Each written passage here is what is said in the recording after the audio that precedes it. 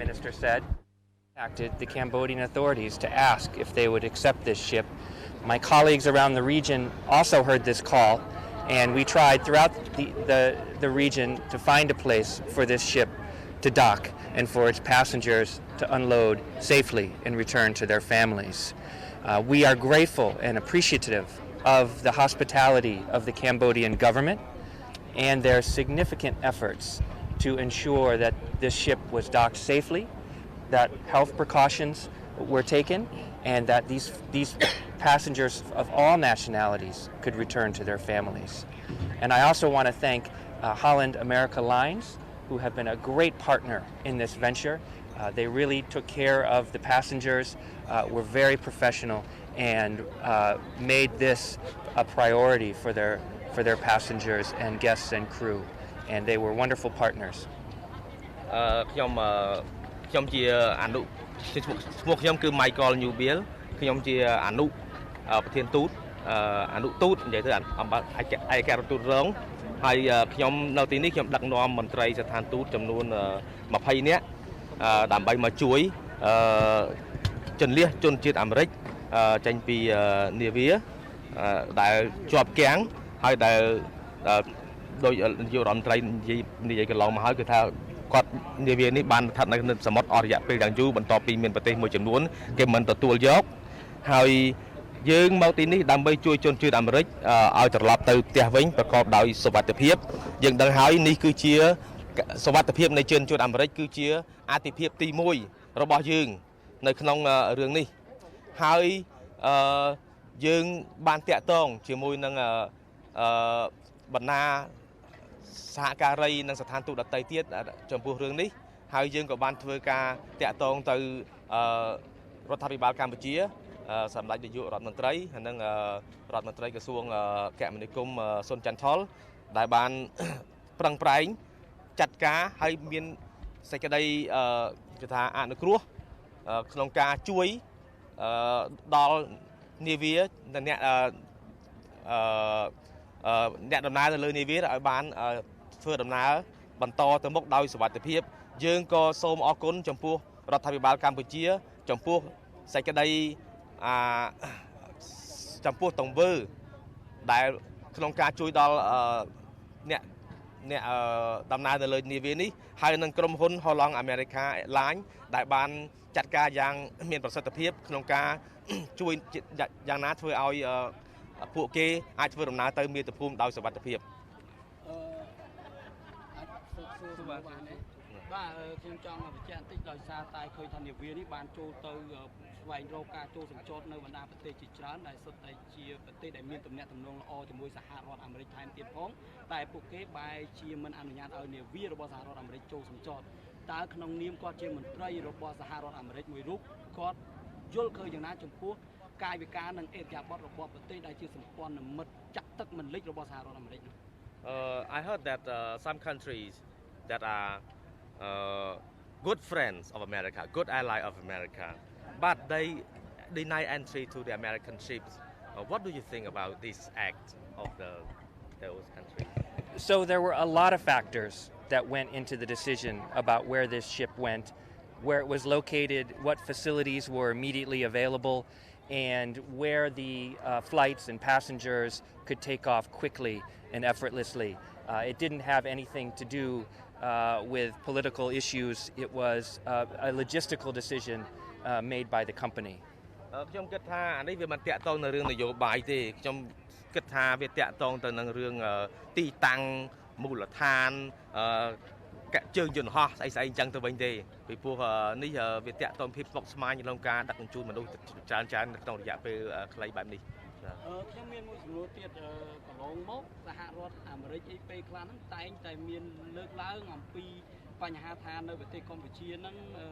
មិនគោរពសិទ្ធិមនុស្សអនុវត្តលទ្ធិប្រជាធិបតេយ្យអីមិនបានល្អជាដើមតែទីបំផុតកម្ពុជានេះហើយដែលជាអ្នកយកតម្លៃសិទ្ធិរស់រានរបស់មនុស្សជាសំខាន់ដែលមានពលរដ្ឋអាមេរិកពលរដ្ឋអឺរ៉ុបអីផងនៅលើនាវាហ្នឹងហើយបាន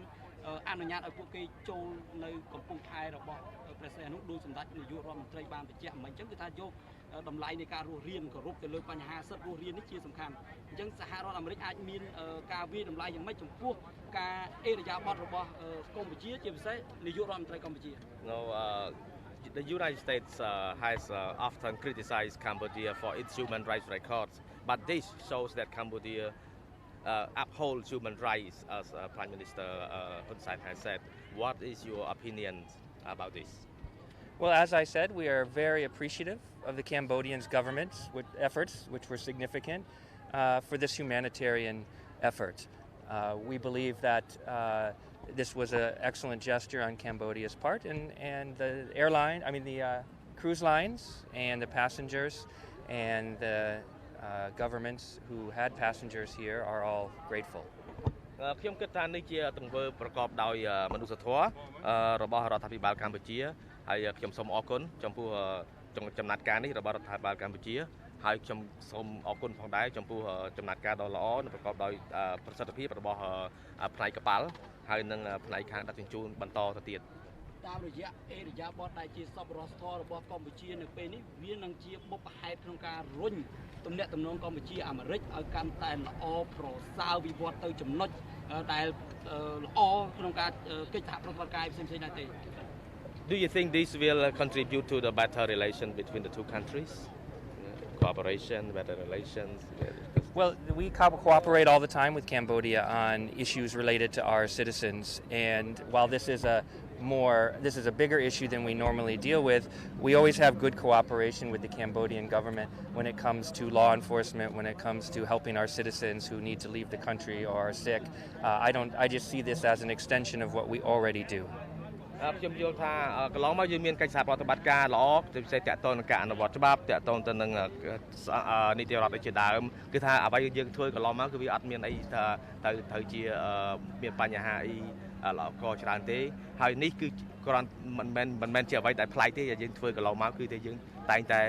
ទំនាក់ទំនងជាគ្នាអញ្ចឹងណារឿងតាក់ទងទៅនឹងមនុស្សធម៌តាក់ទងនឹងការដឹកជញ្ជូនពលរដ្ឋអីចឹងបាទសូមអញ្ជើញអ្នកខាងណាទៀតបាទសូម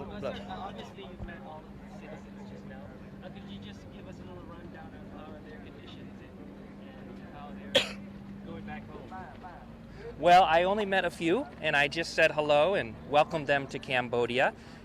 We're obviously here and available if there's any citizens that have health or other issues. So far, the cruise ship has taken care of them very, very well, and they seem happy and ready and relieved that they now have a place to disembark and to travel back to their family and friends. ខ្ញុំបានជួបជាមួយនឹងអ្នកថាអ្នកដំណើរមួយចំនួនដែលគាត់មានសុខភាពមិនសូវល្អហើយយើងបានពិភាក្សាជួបនិយាយជាមួយគាត់ហើយយើងសប្បាយរីករាយណាស់ដោយសារឃើញថាពួកគេទីបំផុតបានទទួលនៅការទទួលហើយនឹងសម្រួលសម្រាប់ការធ្វើដំណើររបស់គេទៅកាន់ប្រទេសរបស់គេវិញមាតុភូមិរបស់គេវិញបាទខ្ញុំសូមមួយសំណួរទៀតណា Anyone else មានណាសុំបានណាទៅផ្សេងទៀតអាចសួរសំណួរទៅផ្សេងបាទមានអីយ៉ាងហ៎ Okay. Sir, okay. How many days do you think that all of the citizens will get to go back? That's a good question. That's for the cruise line to figure out, and so we would refer you to them for that answer. Are you satisfied that the Cambodians have done all that they can to help the citizens? Are you satisfied with their safety and health protocols? Absolutely. They have been excellent in every regard and have worked very hard to make this work. ខ្ញុំមានការសប្បាយរីករាយចិត្តយ៉ាងខ្លាំងចំពោះចំណាត់ការរបស់រដ្ឋាភិបាលគេតែបាល់កម្ពុជាគឺគេធ្វើការបានយ៉ាងលឿនហើយប្រកបដោយសិទ្ធិភាពនៅក្នុងការជួយសង្គ្រោះអ្នកដំណើរនៅលើនាវានេះហើយសម្រួលដល់ការធ្វើដំណើររបស់គេទៅមាតុភូមិវិញអូខេអរគុណច្រើន Sorry, I have one question. Yeah, have one more question. ដោយសារតែអំបញ្ញមិញយើងឃើញថាជំងឺកូវីដ -19 នេះវាបានคลายទៅជាបញ្ហាពីមុនហ្នឹងមានការរើសអើងដល់ចិនអីឲ្យទៅពលរដ្ឋចិនគេខ្លាចថាព្រោះជាប្រភពនៃមេរោគឥឡូវហ្នឹងមេរោគហ្នឹងវាមិនមែនត្រឹមតែคลายទៅជាការរើសអើងសម្រាប់ប្រជាជនសញ្ជាតិចិនទេសូម្បីតែប្រជាពលរដ្ឋដែលមានទាំងពីអាមេរិកមានកាណាដាអីនៅអឺរ៉ុបអីជាច្រើនហ្នឹងក៏កំពុងคลายទៅជាការរើសអើងផងដែរដូចជាក់ស្ដែងពាក់ព័ន្ធនឹងនាវា Westerdam នេះជាដើមហើយប្រមុខនៃរាជរដ្ឋាភិបាលកម្ពុជាមិញដែលជាអ្នកដើមកុំឲ្យមានការរើសអើងនិងឲ្យមានការសហការគ្នាទៅលើរឿងហ្នឹងក៏បានពៀវនាវឲ្យមានការសហការគ្នាដើម្បីដោះស្រាយបញ្ហានេះដែរសហរដ្ឋអាមេរិកតើអាចនឹងមានចំណាត់ការអីដើម្បីរួមគ្នាក្នុងការដោះស្រាយបញ្ហាដែលកំពុងតែកើតមាននៅក្នុងសកលលោកនាពេលបច្ចុប្បន្ននេះដែរ You know, the coronavirus has caused discrimination against the Chinese chiefly. But now, as you see, other countries, other citizens of other countries from UK, from the Canada, from Europe, and they look like discriminated also because of this virus. Does the United States have any policy, any action plan to alleviate the situation? I mean, to lessen the discriminations? Well, for the U.S., we base all our decisions on science and public health. And so we've taken a number of measures that have been backed by the science of the issue, the information we know about the virus and how it spreads, and how we need to protect our citizens. So I believe those steps are very well known and well justified by the science and public health issues that lie behind them. នៅសហរដ្ឋអាមេរិកយើងមានភាពប្រកបនិយមគឺថាយើងផ្អែកលើការយល់ឃើញរបស់យើងគោលការណ៍របស់យើងទៅលើវិទ្យាសាស្ត្រដូច្នេះមិនមែនចេះតែជឿចេះតែបំផោងចេះតែអីទៅវាអត់ត្រឹមត្រូវទេដូច្នេះយើងចង់យើងផ្អែកឥឡូវអ្វីគឺទៅលើការស្រាវជ្រាវវិទ្យាសាស្ត្រត្រឹមត្រូវនេះខ្ញុំគិតថានេះគឺជាវិធីល្អដែលលុបបំបាត់នៅការគិតខុសនៃការរើសអើងបែបនេះ តែរដ្ឋាភិបាលអាមេរិកអាចនឹងមានពិភពក្នុងការរួមសហការមួយប្រទេសដទៃរួម cooperate with other countries including China and other countries about this. Absolutely. We are cooperating with every country in every place. Our Centers for Disease Controls, our military medical research institutes are on the ground here and in every country in the region, assisting local authorities, sharing information, coordinating efforts internationally. This is a top priority for our public health officials, and we are doing everything we can. យើងសហការជាមួយគ្រប់ស្ថាប័នទាំងអស់នៅក្នុងប្រទេសកម្ពុជាយើងមានស្ថាប័នមួយដែលហៅថា CDC ហៅថាទីភ្នាក់ងារប្រយុទ្ធប្រឆាំងនឹងការរាលដាលនៃជំងឺហើយនឹងកម្មវិធី NAMRU ហៅ NAMRU ដែលយើងគិតថាជាស្ថាប័នអង្គភាពមួយផ្នែកកងទ័ពរបស់អាមេរិកដែលកំពុងធ្វើការស្រាវជ្រាវផ្នែកជំងឺឆ្លងជំងឺអីចឹងហើយយើងត្រៀមនៅពេលដែលយើងរកឃើញអីយើងនឹងផ្សព្វផ្សាយនិងជម្រាបជូនទៅស្ថាប័ននិងគ្រប់ដៃគូនៅប្រទេសទាំងអស់ក្នុងពិភពលោកដើម្បីជួយសហការក្នុងរឿងហ្នឹងបាទ Thank you.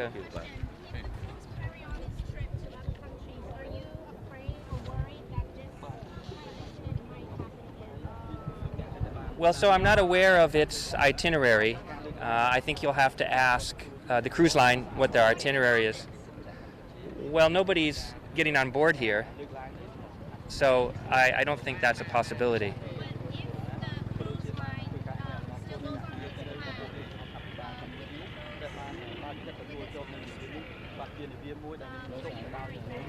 I'm not, no. គាត់មិនដឹងទេថាធ្វើដំណើរតទៅមុខទៀតគេទៅណាចុះដំណើរទៅនៅពេលណាពេលណីអាហ្នឹងដឹងទេអាហ្នឹងតាក់តងទៅនឹងផ្នែកខាងក្បាលបាទគេដឹងច្រើនជាងបាទ Thank you. Thank you.